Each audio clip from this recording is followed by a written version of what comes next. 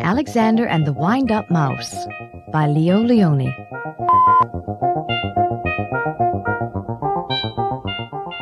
Help! Help! A mouse! There was a scream, then a crash. Cups, saucers, and spoons were flying in all directions.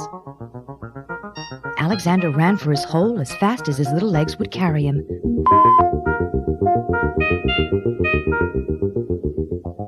All Alexander wanted was a few crumbs, and yet every time they saw him, they would scream for help or chase him with a broom.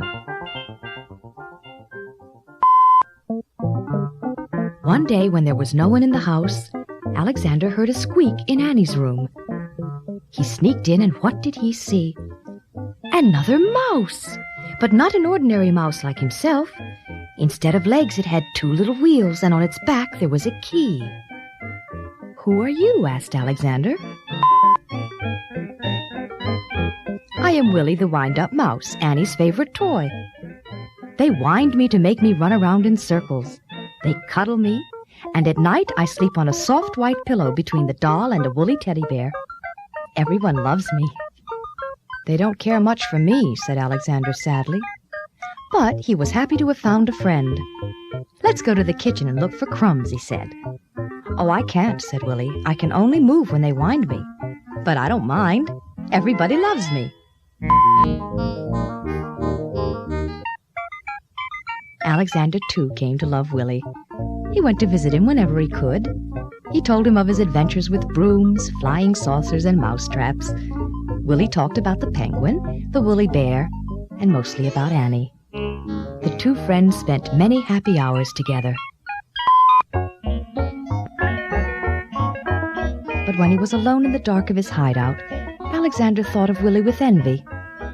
"Ah," he sighed, "why can't I be a wind-up mouse like Willie and be cuddled and loved?"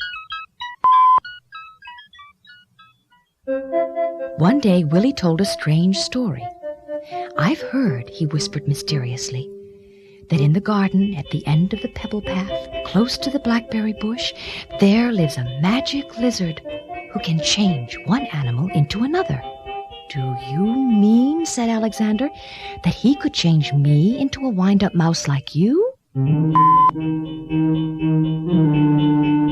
That very afternoon, Alexander went into the garden and ran to the end of the path. "Lizard, lizard," he whispered. And suddenly there stood before him, full of the colors of flowers and butterflies, a large lizard. "Is it true that you could change me into a wind-up mouse?" asked Alexander in a quivering voice. "When the moon is round," said the lizard, "bring me a purple pebble." For days and days, Alexander searched the garden for a purple pebble. In vain.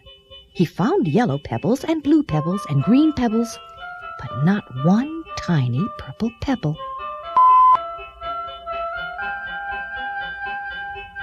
At last, tired and hungry, he returned to the house.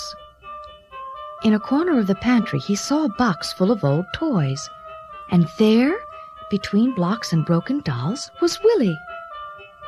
"What happened?" said Alexander, surprised. Willie told him a sad story. It had been Annie's birthday. There had been a party, and everyone had brought a gift. The next day, Willie sighed, many of the old toys were dumped in this box. We will all be thrown away. Alexander was almost in tears. Poor, poor Willie, he thought. But then suddenly something caught his eye. Now, could it really be? Yes, it was. It was a little purple pebble. All excited, he ran to the garden, the precious pebble tight in his arms. There was a full moon. Out of breath, Alexander stopped near the blackberry bush. "Lizard, lizard in the bush," he called quickly. The leaves rustled, and there stood the lizard. "The moon is round, the pebble found," said the lizard. "Who or what do you wish to be?" "I want to be—" Alexander stopped. Then suddenly he said, "Lizard, lizard, could you change Willie into a mouse like me?" The lizard blinked, was a blinding light, and then all was quiet. The purple pebble was gone. Alexander ran back to the house as fast as he could. The box was there, but alas, it was empty. Too late, he thought, and with a heavy heart he went to his hole in the baseboard.